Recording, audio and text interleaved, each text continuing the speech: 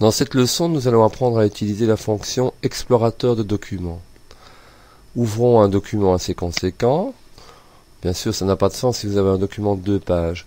Dans ce document, il faut que vous ayez placé des styles avec des titres, donc titre 1, titre 2, titre 3, etc., comme nous avons vu dans une leçon précédente. Et si vous voulez avoir un aperçu un peu hiérarchisé et pouvoir atteindre des endroits facilement, comment faire? Eh bien, nous allons dans Affichage et nous allons cocher l'option Explorateur de documents.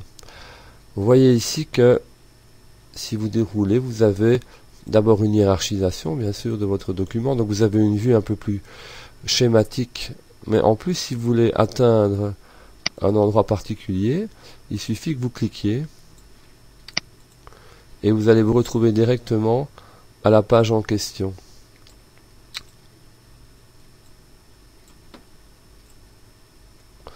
Donc ça a un avantage de pouvoir parcourir de longs documents et de pouvoir trouver peut-être plus facilement une information ou d'avoir une impression un peu plus synthétique du contenu du document. Voilà, fin de cette leçon.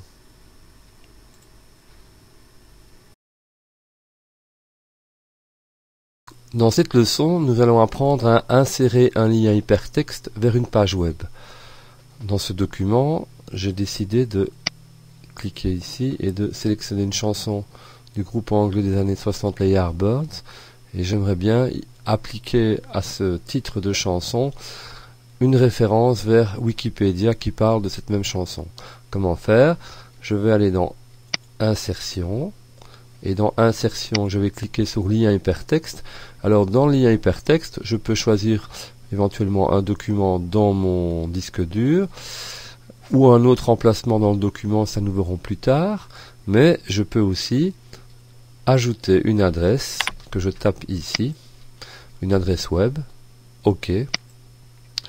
Maintenant, mon adresse est en bleu souligné. Pour sélectionner cette adresse, je dois faire CTRL-clic, CTRL-clic, et il va ouvrir page web. Et nous voyons que nous sommes bien dans une page Wikipédia qui parle du morceau en question. Je retourne dans mon site. Voilà, c'était assez simple à utiliser, à faire.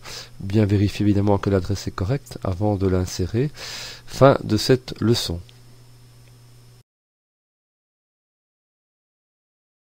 Dans cette leçon, nous allons apprendre à créer et à utiliser une macro. Alors, qu'est-ce qu'une macro? Une macro est un enregistrement d'un certain nombre de frappes que vous pourriez faire au clavier ou de clics de souris qui mémorise et que l'on peut rappeler par une combinaison de touches ou par un clic de souris sur une icône qu'il a générée. Alors, passons tout de suite à la pratique. Je vais aller dans Affichage et dans Affichage, j'ai macro.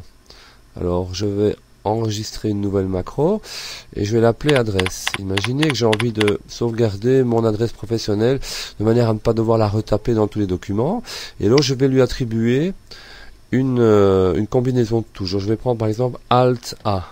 Donc il a repéré que j'ai fait Alt A, je fais attribuer, fermer. Donc je retourne maintenant, oui, donc je suis dans l'enregistrement et vous voyez que mon curseur s'est transformé en une petite cassette. Donc je vais taper mon adresse professionnelle.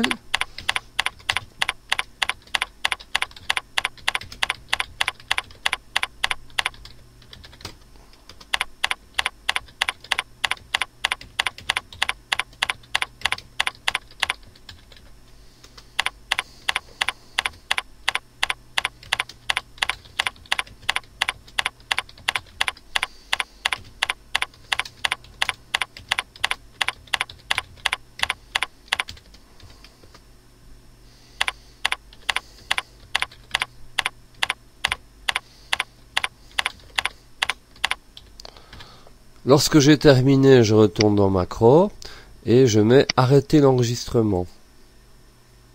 C'est fait.